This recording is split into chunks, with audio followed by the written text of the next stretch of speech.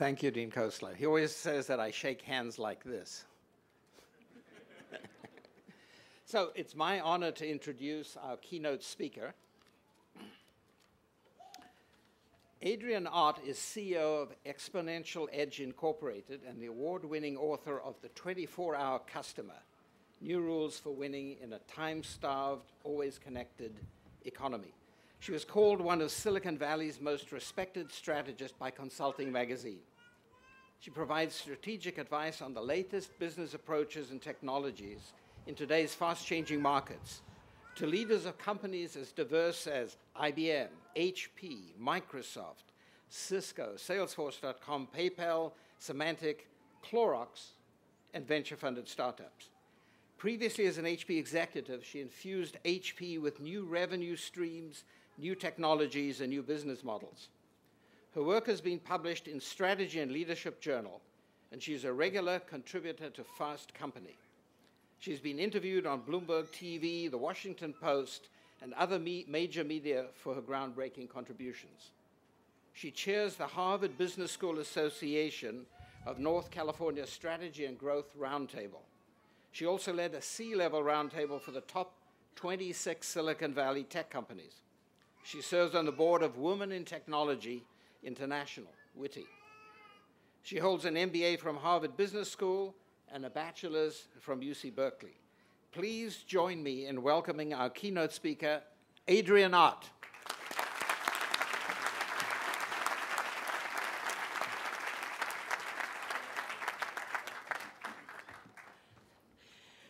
Thank you, Associate Dean Griss, for that very kind introduction.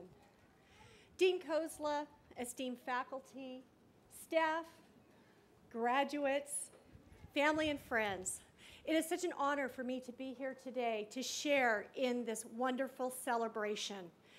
And what a milestone this is, isn't it? Yeah.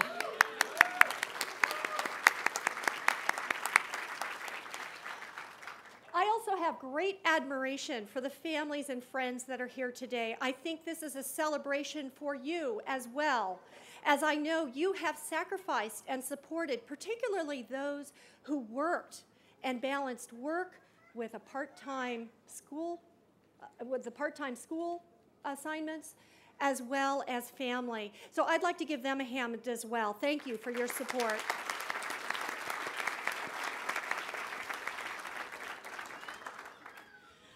I'd like to start with a short exercise. Don't worry, this is a mental exercise. No more school assignments. I'd like you to picture in your mind the most successful person that you can think of. This could be a celebrity.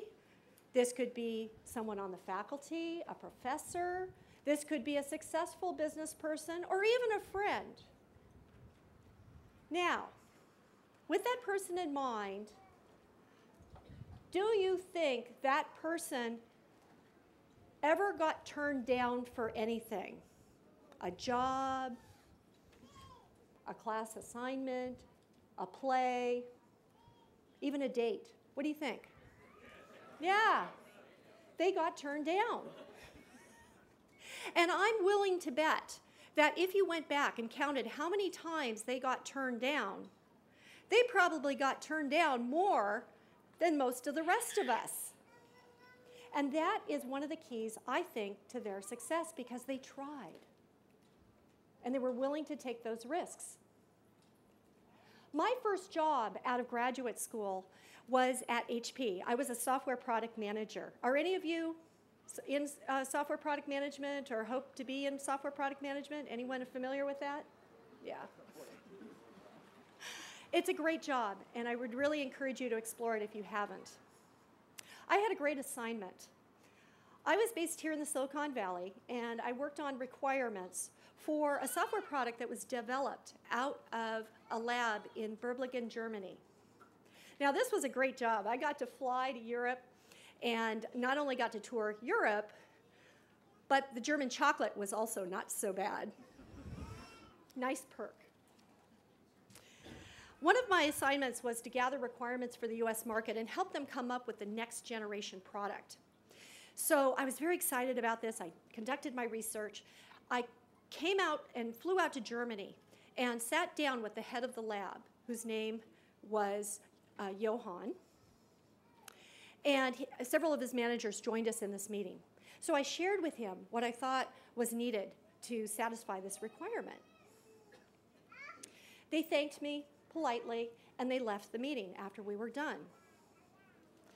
While the head of the lab was walking out, I overheard him say in German, "Nicht möglich."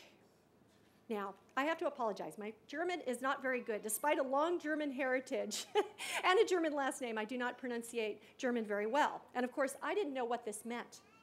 So I asked a colleague afterwards, what did he say?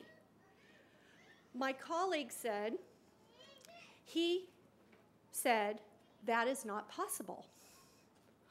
"That is not possible," I said. "How could that be? I've studied the American market. I know this is what the customer wants. He just doesn't get it." It's at that point I realized, and my friend told me something that I'll never forget. My friend said, "Adrian, he didn't say that's impossible. He just said that is not possible."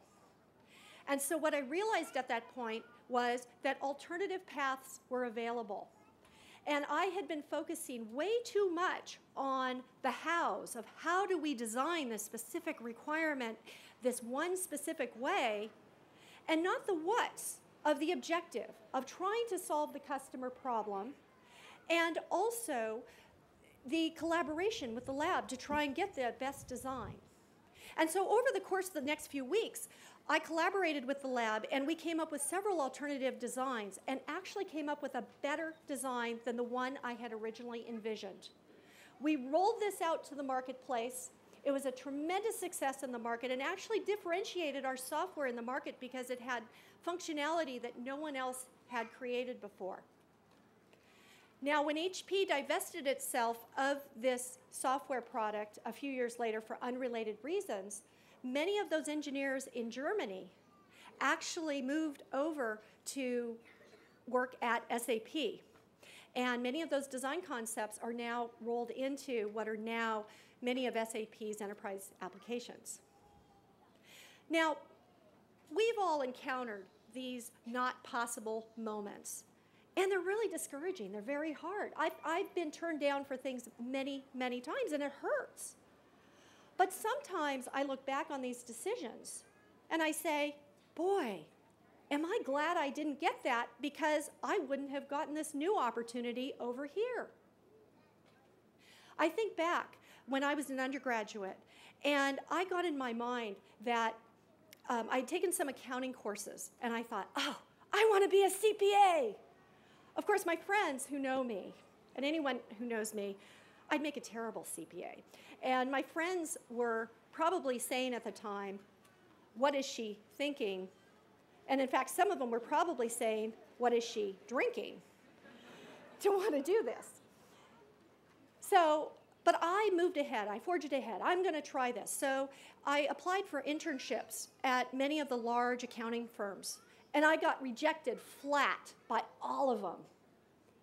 It was hard. I was upset. But what I realized at the time is that this was a cathartic experience. It forced me to step back and reflect as to what I really wanted.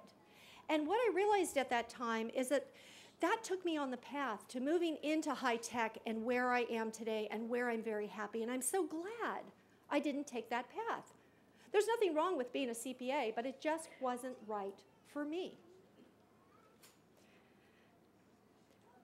Now, one thing that's interesting is I also think of my book. When I came up with my book proposal, I actually created several proposals for my book, and my first book proposal was rejected. That, again, was really hard, but I'm very glad, looking back, that that didn't happen, because I would have spent 2 years of my life on a book that is not as exciting and meaningful to me as the one that I actually created.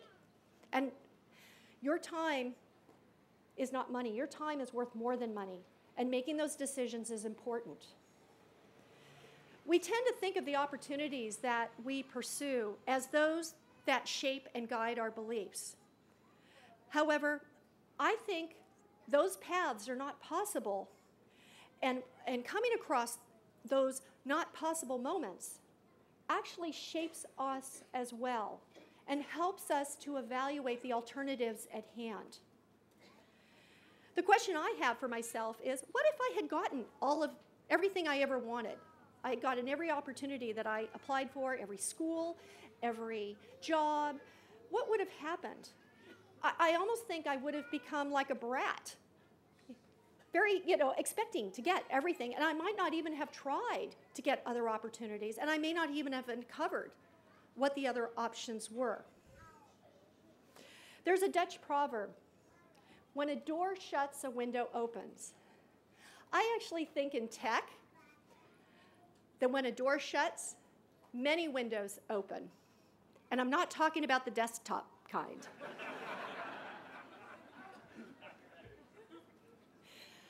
Part of your challenge as you go forward is trying to figure out which of those windows is best for you. And you might say, I want to go with the window that pays the most.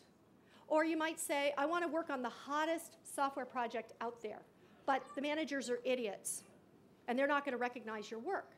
I've actually found in my personal life, I might want to take a project that is with some folks that I really enjoy working with, and they'll open the doors for you later if you succeed in what you're doing, even if the project is not as exciting at first. Software projects change. Relationships don't. Please remember that. I know many of you looking for new jobs may feel like there aren't a lot of windows open to you right now.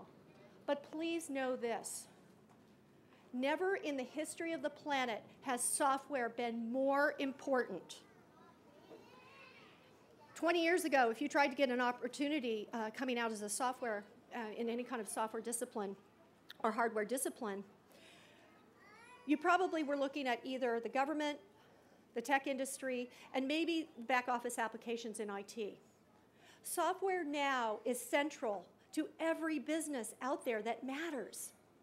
My firm is working not just with high-tech companies, but we're working with consumer packaged goods companies, with financial services companies who see software as strategic to their future direction, and they need visionaries and leaders like yourselves to execute on this because they don't get it, and they need your help with this. The other thing to consider is it's never been easier to become an entrepreneur. 20 years ago, you'd have to have hundreds of thousands of dollars and blessings from a venture capitalist. We know of many internet entrepreneurs today that are bootstrapping their concerns, basically with a few $1,000s and moving it from there. Lastly, in terms of opportunities, the education you have gotten here at Carnegie, Mellon, Silicon Valley has put you on the forefront of the latest and greatest technologies and tools and methodologies. And this is going to be the greatest opportunity for you to innovate at no matter what company you are at going forward. When I was 22, coming out of undergraduate school, I knew of a new technology. As a programmer, I saw a technology that would help and apply that to my employer.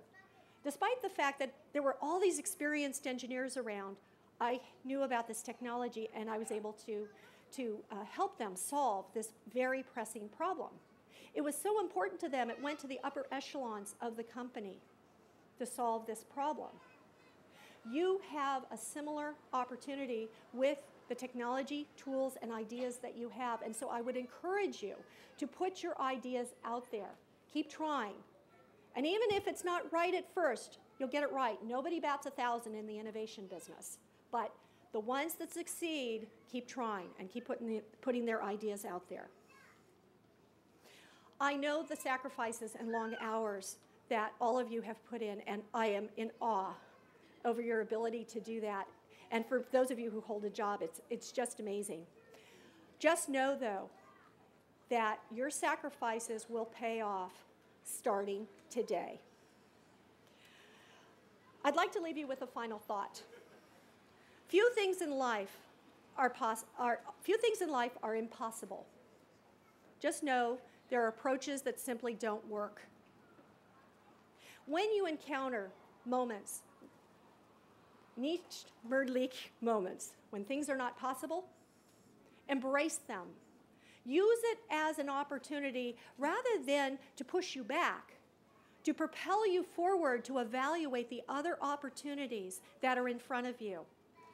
Because if you don't take your blinders off and evaluate what's possible, you may miss one of the greatest, most memorable opportunities of your life. Thank you very much, and congratulations to the class of 2011.